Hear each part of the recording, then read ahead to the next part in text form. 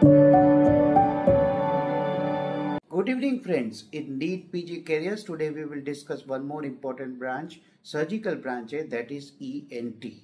ENT, MS in Master of Surgeries in ENT का मतलब है ear, nose and throat surgeries. So today let us discuss 3 years course होता है residency, उसके बाद आप हो जाते हैं master in surgery for ear, nose and throat surgeries. आप करोगे क्या?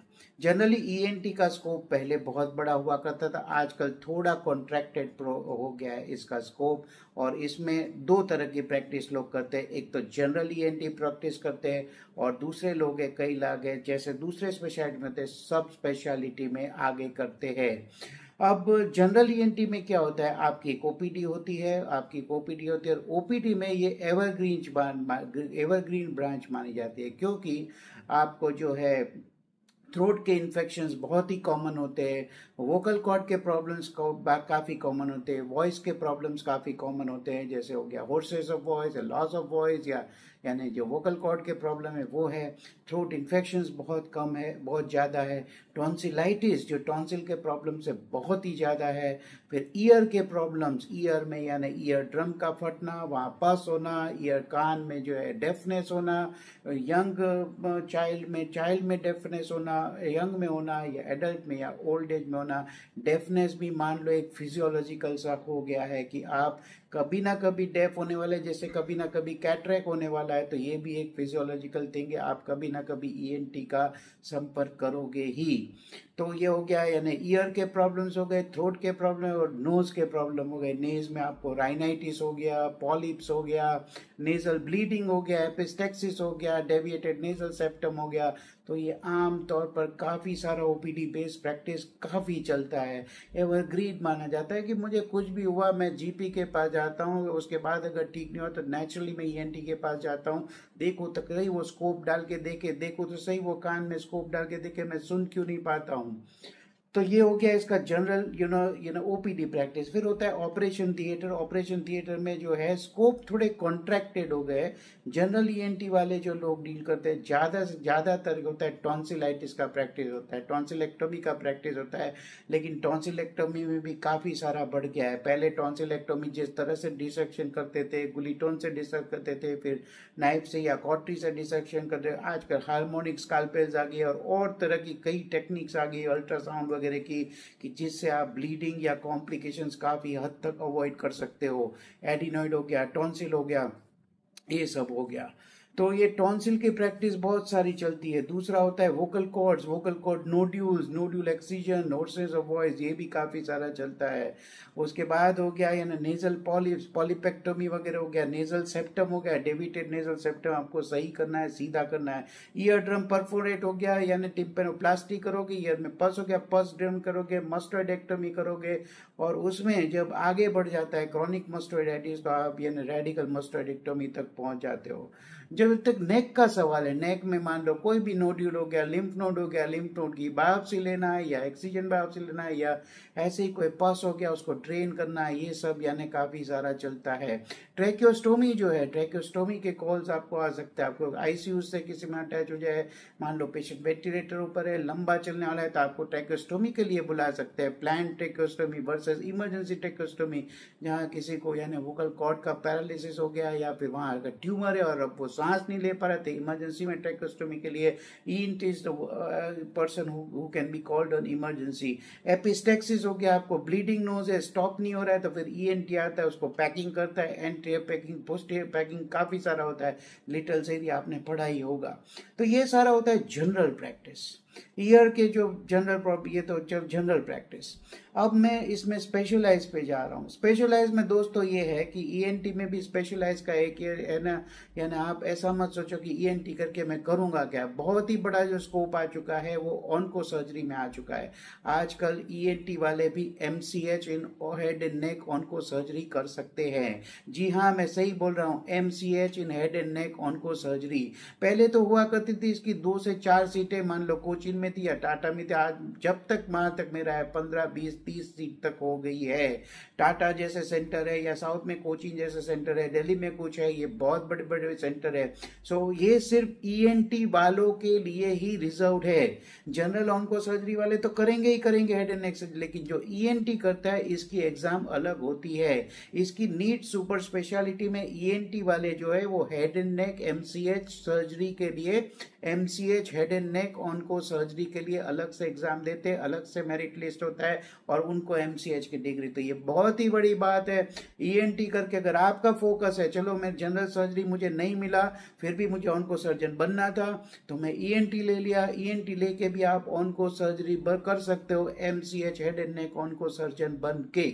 ये बहुत ही बड़ी बात है ना, इसमें काफी सारा। और वैसे भी जनरल जो होते हैं, जनरल ऑन्को सर्जन होते हैं, उनकी आधे से ज्यादा, उनकी 60 से 70% प्रैक्टिस है वो head and neck onco surgery की होती है। So this is a silver lining in the cloud, and if you are thinking that you want to go at, this is a very very good opportunity for you. आप हो गया thyroid हो गया, लैरिंग्स हो गया, टंग हो गया, ओरल कैविटी हो गया, जो कुछ भी हेड एंड नेक में, जॉ हो गया, इंफ्राटेम्पोरल फोसा, फिर उसमें भी सब स्पेशलिटी जो लोग करते हैं हेड एंड नेक में, वो करते हैं क्रेनियोफेशियल सर्जरीज करते हैं, रेडिकल क्रेनियोफेशियल, फिर होते हैं बेस ऑफ स्कल सर्जरीज करते हैं। ये काफी सारा स्कोप आपका बड़ा हो जाता है। तो एक तो हो गया ये। फिर ईयर सर्जरीज में होता है, ईयर सर्जरीज में जो होते हैं बहुत ही सुपर स्पेशलिटीज करते हैं, वो डेफनेस ऑफ ईयर्स में वो टिम्पेनोप्लास्टी हो गया तो जनरल हो गया, लेकिन यहाँ कॉक्लियर सर्जरी करते हैं, कॉक्लियर इम्प्लांट्स करते हैं, ये बहुत बड़ा होता है। बहुत ही चुनिंदा लोग हैं, मान लो अहमदाबाद में 5 जन भी नहीं होंगे जो कॉक्लियर इम्प्लांट करते होंगे। फिर जो है तीसरा जो सबसे बड़ा जो सुपर स्पेशलिटी है ना आप कर सकते हो, वो है एंडोस्कोपिक साइनस सर्जरी, यानी fibre optic endoscopic sinus surgery, जिसे फेस सर्जरी करते हैं। दोस्तों अगर आप जनरल ईएनटी करके भी आगे यानी थोड़ा बहुत अपना सेंटर एडवांस बना सकते हो तो आपको एंडोस्कोपिक नेजल सर्जरी आनी ही आनी चाहिए।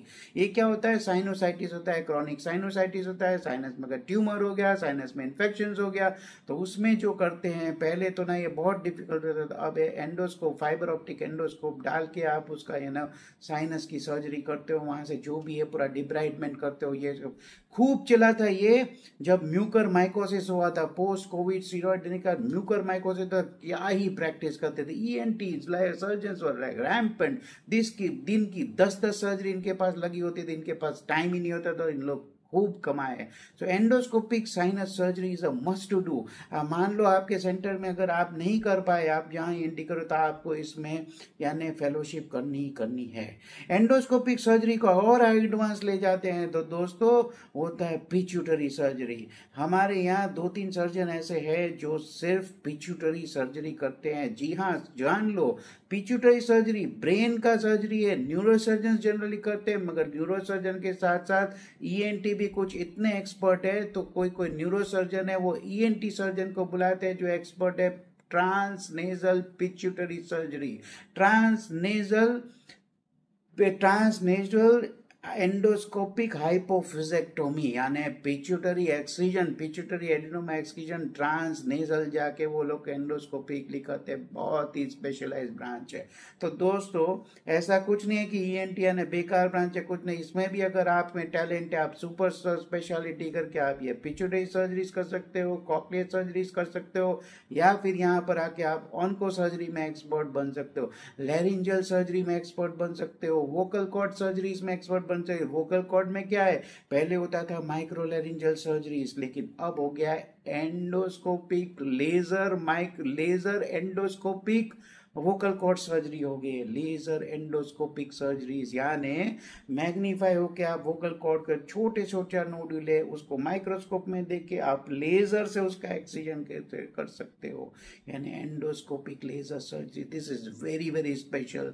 और ज्यादातर ईएनटी इसको नहीं कर पाते, लेकिन कई जो head and neck onco surgeon है इन्होंने इसको एक्सपर्टी बना ली है। अहमदाबाद में तो बहुत ही कम है, मान लो 2-4 होंगे जो एंडोस्कोपिक लेजर सर्जरी कर रहे हैं। हैं। तो अगर आप ईएनटी है, आप इसमें अगर एक्सपर्ट बनते हो तो भी आप इसमें आगे जा सकते हो दोस्तों। आपकी प्रैक्टिस इस पे भी चल सकती है, कई सारे यानी डेफनेस के केस है, आप ऑडियोमेट्री का अपना सेंटर बना सकते हो, अपने ही सेंटर में ऑडियोमेट्री कर लो, सभी के यानी ऑडियोमेट्री टेस्ट होते हैं। मीनियस डिजीज जैसे लोग होते हैं इनको आप ट्रीट कर सकते हो। आप हियरिंग एड्स का यानी साथ साथ में आप कोलैबोरेट कर सकते हो, क्या प्रिस्क्राइब करना है हियरिंग एड में।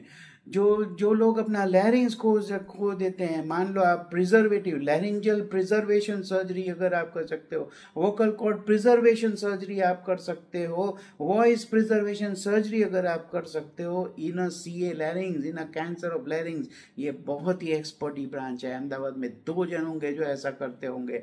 आप नियो लैरिंग्स बना सकते हो, यानी आर्टिफिशियल न्यू लैरिंग्स बना सकते हो। जिस जिस आदमी का, जिस इंसान का वो ये वोकल कॉर्ड या लैरिंग्स ही चले गया, उसको आप नियो लैरिंग्स बना देके वो मान लो 19-20 का फर्क हो गया, वैसे ही बोल सकता है आफ्टर लॉट ऑफ ट्रेनिंग।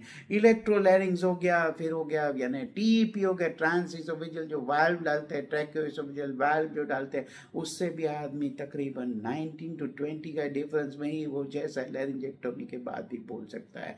तो स्कोप्स काफी सारे हैं, स्कोप्स किसी भी ब्रांच में स्काई इज द लिमिट।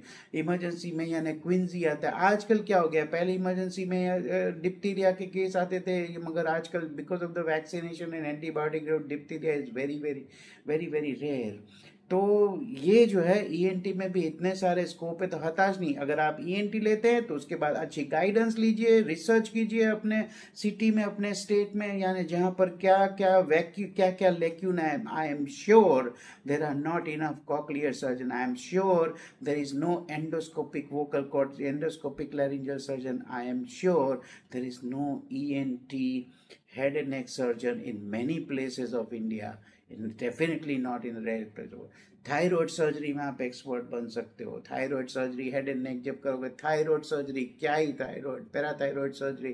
तो थायराइड सर्जरी में आजकल क्या होता है, रिकरेंट लैरिंजियल नर्व डैमेज ना हो, 100% आपको श्योर रहना है, तो you can go for what, nerve monitoring during thyroid surgery, nerve monitoring during the parathyroid surgery, parotidectomy, superficial, total parotidectomy, radical parotidectomy, parotidectomy भी, facial nerve preservation with nerve monitoring. These are the very very advance and new technologies which are, I'm sure 10% of India may be available nahi hai. So if you can expertise yourself in that and you can promote yourself and you can get hired by a hospital who promotes you and advertises you like that, you can be a really successful ENT surgeon who is expertise in a particular specific branch like nerve monitorings, laryngeal surgery, cochlear surgeries, or face surgeries, or nasal hypophysectomy, pituitary surgeries. I hope you got a lot of insight, of what you can do, what are the scopes after doing ENT. Don't consider this as a minor branch कि नहीं कोई नहीं जाता, मगर इसमें भी अगर आप लेते हो, मान लो आपको जनरल सर्जरी मिली और कैंसर सर्जन बनना, तो ये लेके आप आगे जा ही सकते हो। अगर आपको कोई यानी सवाल हो, कुछ भी हो, तो मुझे आप मैसेज कर सकते हैं, इसी में चैट बॉक्स में मैसेज कर सकते हैं। माई email ID is drbimal@gmail.com, और छाया डॉक्टर बिमल है मेरा इंस्टाग्राम और फेसबुक का ये जो है। You can always message me, feel free. I try to answer every answer, like every comments that questions are asked in the comments, I try to answer them. If you like my video and my content, please like, share and subscribe my video and forward it to your colleagues that who may be seeking some advice, who may not be having any guidance, a proper guidance from an experienced person like me, and it will do a whole lot of good for them. So for this today, this much is enough. Thank you very much. Good night.